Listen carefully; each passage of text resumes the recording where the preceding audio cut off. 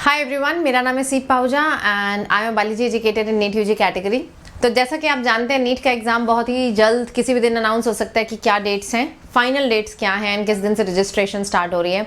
तो इस समय सबका फोकस है कि यार फटाफट से सिलेबस कंप्लीट करें एंड बड़े अच्छे से रिविजन करें एंड उसकी प्रैक्टिस करके अच्छे मार्क्स लेकर आएँ। लेकिन सवाल आता है कि यार मेरे पास बायो की 2 बुक्स हैं, ठीक है, एनसीईआरटी है, क्या ये एनसीईआरटी सफिशिएंट है नीट 2022 के लिए? क्या मतलब मुझे इसके अलावा कोई मॉड्यूल, कोई और बुक, किसी कोचिंग का सामान, कोई क्वेश्चन सॉल्व करने की ज़रूरत है या कहीं से मुझे रेफर करने की ज़रूरत है? तो बेटा मैं ना आपको इस क्वेश्चन का आंसर देने से पहले कुछ बताना चाहती हूँ। क्या बताना चाहती हूँ? एक बार आप ये एनालॉजी देखिए। देखिए, पुराने साल के पेपर देखते हैं और ज़्यादा पुराने नहीं देखेंगे, हम लास्ट के 4 पेपर्स देख लेते हैं। तो जब अपने ने नीट 2018 का पेपर देखा तो वी सॉ दैट 90 क्वेश्चंस में से 80 क्वेश्चन स्ट्रेट कहाँ से थे? एनसीईआरटी के लाइंस में से थे। देन 2019 का पेपर देखा, क्वेश्चन बढ़ गए, 90 में से 84 क्वेश्चंस कहाँ से थे? Straight from NCERT. देन आया कोविड का साल। कोविड के समय बड़ी दिक्कत हुई बच्चों को एंड पेपर भी डिले हो गया काफ़ी। तो 2020 में देखा तो 90 में से 90 questions were straight from NCERT. Then आया 2021 यानी कि लास्ट ईयर, जब पेपर का पैटर्न चेंज हो गया, जिस समय हमारे पास 2 सेक्शंस आने लग गए, section A and section B, तब आपके पास 90 नहीं, कितने क्वेश्चन आए थे? 100 एंड 100 में से आपके 97 क्वेश्चंस कहाँ से थे? Straight from NCERT. और जो बचे हुए सवाल होते हैं ना, जो एनसीईआरटी में से नहीं कहलाए जा रहे, वो डायरेक्टली उसकी लाइन में से नहीं है बट उसके बेस्ड कॉन्सेप्ट में से है, ठीक है। तो यहाँ से मुझे क्या पता चल रहा है कि धीरे धीरे जो एनटीए है वो बढ़ता जा रहा है इस दिशा में, जो कहती है कि पेपर अब हम स्ट्रिक्टली कहां से लेंगे? एनसीईआरटी से लेंगे। यही रीजन है कि हमारी कट ऑफ बहुत बढ़ गई है, यही रीजन है कि हमारे पास परफेक्ट 720 स्कोर अब आने लग गया है, क्योंकि सबको पता है पेपर इन 2 बुक्स में से आना है। अराउंड 300 पन्नों की एक बुक है एंड पेपर बेटा इन 2 बुक्स में से ही आना है।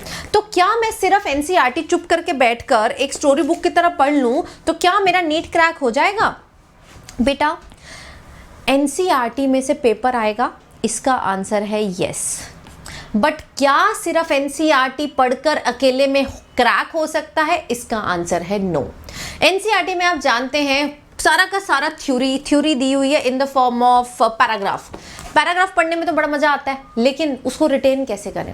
रिटेन करने के लिए बेटा इसी पैराग्राफ को आपको कन्वर्ट करना पड़ता है फ्लो चार्ट में। इसी पैराग्राफ को बेटा आपको देखना पड़ता है in the form of points, आपको देखना पड़ता है डायग्राम, आपको सोचना पड़ता है कि यार कैसे कैसे क्वेश्चंस फ्रेम हो सकते हैं इस एक लाइन में से।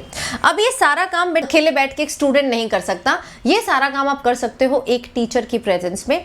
यानी कि एनसीईआरटी में से पेपर आएगा, लेकिन एनसीईआरटी को समझने के लिए, उसको अच्छे से याद रखने के लिए आपको एक टीचर की जरूरत है। मैं आपको एक चीज समझाती हूँ यार, कभी आप जब ट्रैक पे जाएंगे ना, पता नहीं शायद अभी कभी गए हैं या नहीं गए हैं, ट्रैक पे जाना मतलब पहाड़ की चोटी तक पहुंचना एंड किसी जगह तक पहुंचना, पहाड़ों के बीच में जंगल में से होते हुए।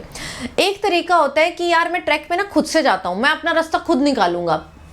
एक रास्ते पे गए, भटक गए, दूसरे रास्ते पे आए, भटक गए, पूछ के जा रहे हैं कि यार आगे कहाँ है, आगे कहाँ है, ठीक है। इस तरीके से आप अपने डेस्टिनेशन पर तो पहुंच जाएंगे, लेकिन उस डेस्टिनेशन पर गारंटी नहीं है कि क्या टाइम से पहुंचेंगे और गारंटी नहीं है कि क्या सेफली पहुंचेंगे। दूसरा तरीका होता है कि यार मुझे पता है मुझे वहां चढ़ना है, let me take help of a guide. एक ऐसा गाइड जो उस जगह पर बहुत बारी जा चुका है, उसको पता है रास्ते में क्या क्या मुश्किलें आएंगी, उसको पता है रास्ते में कहाँ कहाँ जानवरों का खतरा है, उसको पता है कि कौन सा सबसे ऐसा तरीका है जिससे आप टाइमली सेफली अपनी डेस्टिनेशन पे पहुंच जाएं। तो वो जो गाइड का काम है ना, वो आपकी लाइफ में करता है एक टीचर।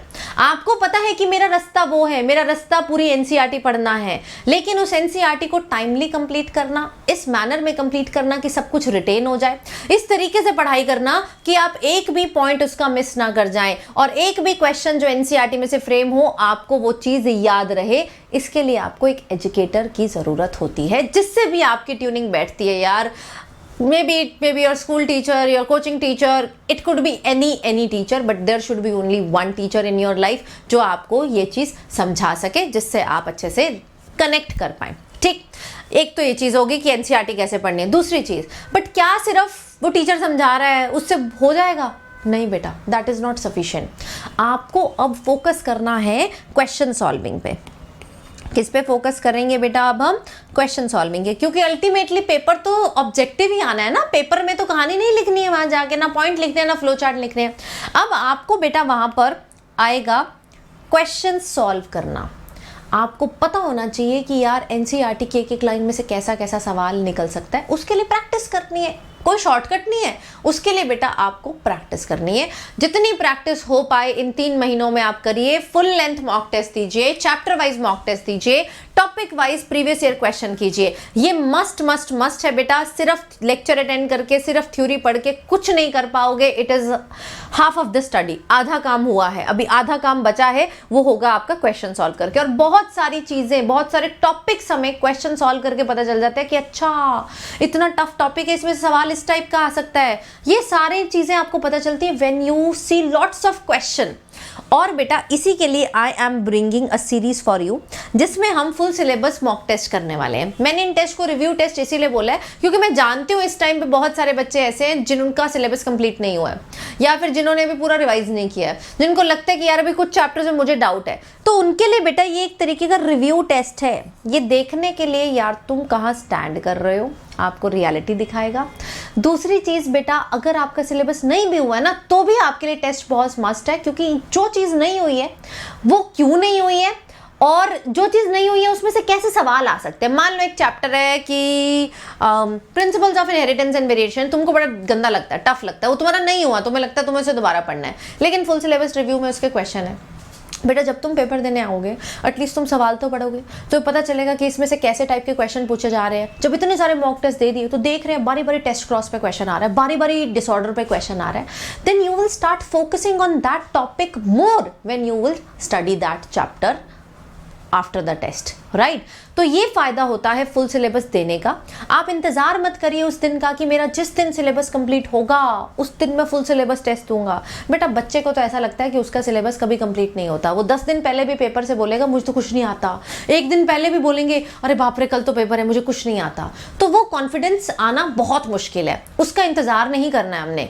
एवरी डे हमने टेस्ट देना ही देना है। ये टेस्ट आपको नीचे डिस्क्रिप्शन में मिलेंगे, सारे के सारे टेस्ट बेटा फ्री ऑफ कॉस्ट है। अनअकैडमी की ऐप पर होंगे ये सारे टेस्ट, पोल बेस्ड फॉर्मेट में होंगे जिसमें तुम्हें लीडर बोर्ड दिखेगा, और साथ में तुम अपनी वहां पर स्पीड भी चेक कर सकते हो, क्योंकि वहां पर सेकंड्स मिलते हैं आपको। 15 सेकंड का पोल है, 40 सेकंड्स का पोल है, तो यू गेट टू नो कि यार मैं कहाँ स्टैंड कर रहा हूँ और मुझे किस जगह पर मैक्सिमम एफर्ट लगाना है। तो इस टेस्ट में बेटा एनरोल कर लेना। अगर आपसे वो कोड मांगे तो कोड आप डाल दीजिएगा सीप लाइव। तो ऐप डाउनलोड करो अनअकैडमी की, ऐप डाउनलोडिंग पे आपसे कोड मांगेगा, सीप लाइव डाल देना एंड इस क्लास में जाकर एनरोल कर लेना। हम मिलने वाले हैं हर दिन 7 बजे इस टेस्ट में। सारी की सारी क्लासेस मैंने नीचे डिस्क्रिप्शन में दे दी हैं, आप प्लीज इनमें एनरोल कर लीजिए और मुझे कमेंट्स में जरूर बताइए कि यस मैम हम इसी तरीके से एनसीईआरटी पढ़ना प्रेफर करते हैं एंड हमने एनरोल करा या फिर नहीं करा। मुझे पता चलता है यार बच्चों का कि क्या अटेंडेंस है और कितना ज़ील है आप में।